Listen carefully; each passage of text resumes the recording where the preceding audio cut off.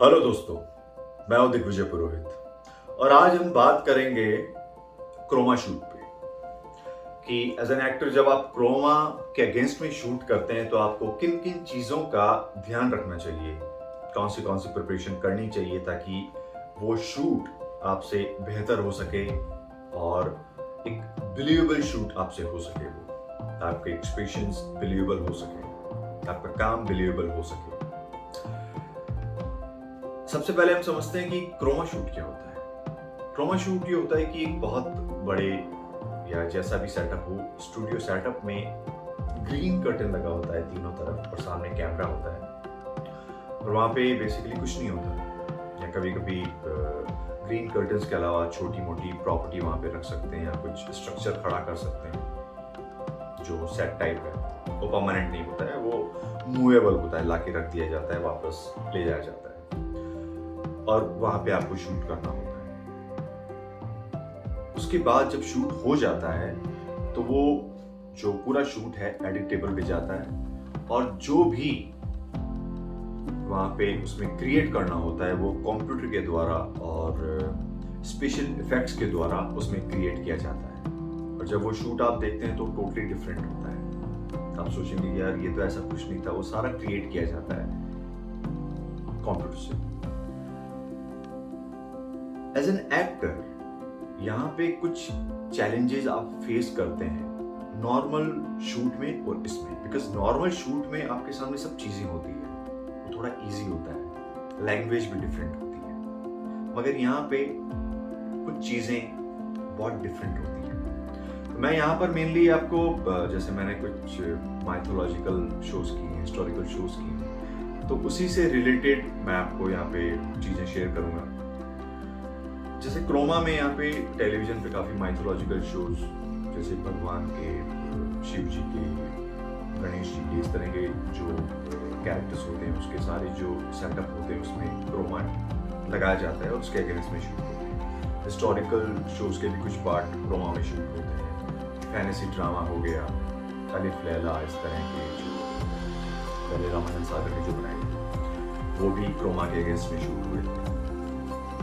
अब as an actor यहाँ पे ये जरूरी होता है कि आपको कुछ पॉइंट्स मैं बता रहा हूँ जिनको दिमाग में रखना है जिससे आपका काम और बेहतर हो सके। तो पहला जो पॉइंट है वो है इमेजिनेशन। इमेजिनेशन इसलिए क्योंकि क्रोमा में ग्रीन कर्टन के अलावा और कुछ नहीं। आपको जो भी डायरेक्टर बोलेंगे तो आपको अपनी इमेजिनेशन के थ्रू विजुलाइज करना है और उसे रिएक्ट करना है। आप डायरेक्टर बोल सकते हैं कि यहाँ पर चारों तरफ आग लगी है, उसे आपको रिएक्ट करना हो सकता है। बहुत तेज बारिश, आंधी, तूफान है, या आप जंगल में हैं, आप खो गए हैं, जंगल को रिएक्ट करना है, या आपके आगे समंदर है, या आपके चारों तरफ मॉन्स्टर ही मॉन्स्टर हैं, या आप पे बहुत तीरों की वर्षा हो रही है और आप अकेले हैं, कुछ भी, इट कैन बी एनीथिंग। सो इसलिए यहाँ पर आपकी इमेजिनेशन जो है बहुत स्ट्रांग होनी चाहिए। जब भी आप इमेजिन करें उसे बहुत डिटेल में करें। जितना आप डिटेल में कंसंट्रेट होकर इमेजिन करेंगे उतना अच्छे रिएक्शन आप दे पाएंगे, ट्रुथफुल रिएक्शन आप दे पाएंगे। Don't try to fake it, just try to really visualise that. उसके लिए आप ये कर सकते हैं कि जो कुछ भी आपने पास्ट में इस तरह की चीजें देखी है, जो भी डायरेक्टर कर रहा है, अगर आपने देखी हो तो try to recall in your memory and try to create that imaginary things around you. उसके अलावा जब भी आप बाहर जाते हैं, समंदर देखते हैं, नदी देखते हैं, या कुछ इस तरह के डिफरेंट विजुअल्स देखते हैं, उनको अपने जहन में रखिए, दिमाग में रखिए। उनकी आपको कहीं भी जरूरत पड़ सकती है एज एन एक्टर। हो सकता है आपको कहीं भी वो चीजें इमेजिन करनी पड़े, विजुअलाइज करनी पड़े, तो एडजस्ट नहीं करती है, but you have to visualise those things in your imagination. So अपनी इमेजिनेशन को स्ट्रॉन्ग कीजिए, फर्स्ट पॉइंट। दूसरा पॉइंट है लैंग्वेज, भाषा। क्योंकि जितने भी माइथोलॉजिकल शोज होते हैं उसमें हिंदी बोली जाती है। आपको जितनी भी लाइंस मिलेगी वो सारी हिंदी में होगी। उसमें उर्दू के वर्ड और इंग्लिश के वर्ड आप नहीं जोड़ सकते। और जब आपकी हिंदी पे प्रैक्टिस नहीं है तो आपको इनिशियली बहुत डिफिकल्टी होगी।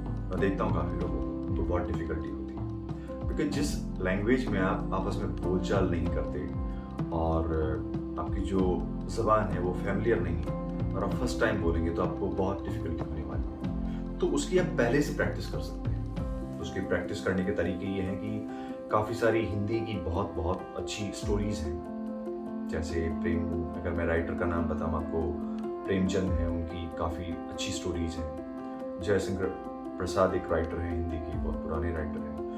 उनकी जो बुक्स हैं उसमें बहुत बहुत प्योर हिंदी है, तो उसकी आप प्रैक्टिस कर सकते हैं। इसके अलावा प्लेस हैं काफ़ी सारे,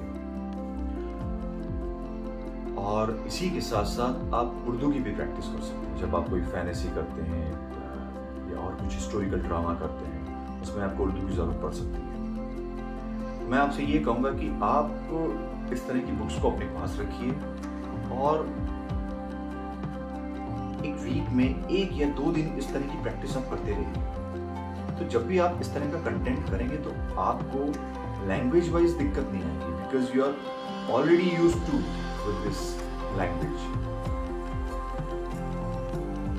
तो और जब भी आप इस तरह का प्रोजेक्ट शुरू करने वाले हैं तभी से उसकी प्रैक्टिस शुरू कर दीजिए। जब आपका चल रहा है तो भी प्रैक्टिस शुरू कर दीजिए। उसको लाउडली क्लियरली बोलने की कोशिश कीजिए। एक और प्रैक्टिस है कि आप जब उसको पढ़ रहे हैं तो यहाँ पे पेंसिल लगा लीजिए और पेंसिल लगा के इस पर आप अगर रीड करेंगे तो उससे आपकी क्लैरिटी और बढ़ेगी। और भी कुछ वॉइस एक्सरसाइजेज हैं जिससे आपकी क्लैरिटी बढ़ सकती है। तीसरा जो पॉइंट है वो है costume and getup. Historical mythology में आपको डिफरेंट कॉस्ट्यूम पहननी पड़ती है। जिस भी अगर हिस्टोरिकल है तो जिस भी एरा को वो बिलोंग करती है वैसी कॉस्ट्यूम पहननी पड़ेगी। माइथोलॉजिकल है तो जितने आप माइथोलॉजिकल जो आपने सीरियल देखे हैं वैसे ही आपकी बॉडी पे कलर वलर हो सकता है, दाढ़ी मूंछ या विग वगैरह ये लगाया जा सकता है। तो इसके लिए भी आप प्रिपेयर रहिए। और जब भी आपको इस तरह का गेटअप दिया जा रहा है तो try to get comfortable with that getup. तो जब आप सेट पे जाएंगे तो आपको दिक्कत नहीं होगी।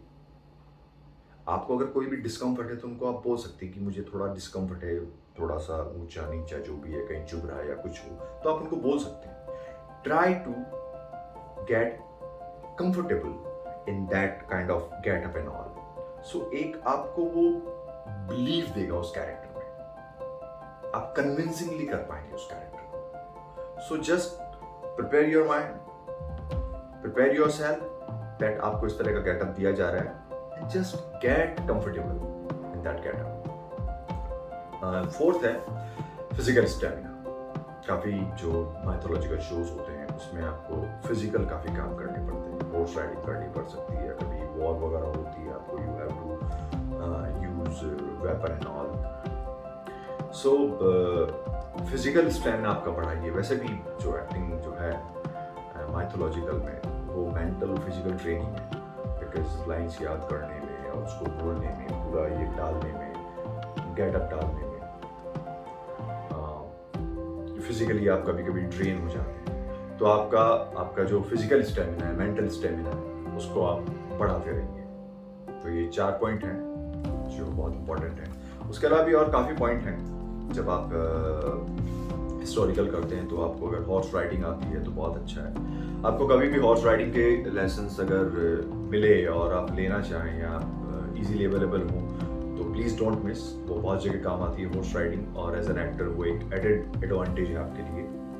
उसके अलावा सोर्ड फाइटिंग वगैरह इस तरह की कहीं आपको ट्रेनिंग मिले और कोई इस तरह के शूट से आपको जुड़ने का मौका मिले और आपको ट्रेनिंग दे तो होल हार्टेडली अच्छी तरह से सीखिए, तो वो भी बहुत उपयोगी है। तो ये पॉइंट्स हैं, मैं अगेन रिपीट कर रहा हूँ आपको। इमेजिनेशन, लैंग्वेज जो भाषा, हिंदी उर्दू, उसके अलावा कॉस्ट्यूम एंड गेटअप के लिए आप तैयार रहिए, और फिजिकल स्टैमिना और मेंटल स्टैमिना। आई होप ये वीडियो आपके लिए थोड़ा सा हेल्पफुल होगा, सीखने को मिलेगा, और जब भी आप इस तरह का काम करेंगे तो प्रिपेयर होके जाएंगे। अगर आपको ये वीडियो पसंद आया तो प्लीज़ इसको लाइक कीजिए, सब्सक्राइब कीजिए और शेयर कीजिए।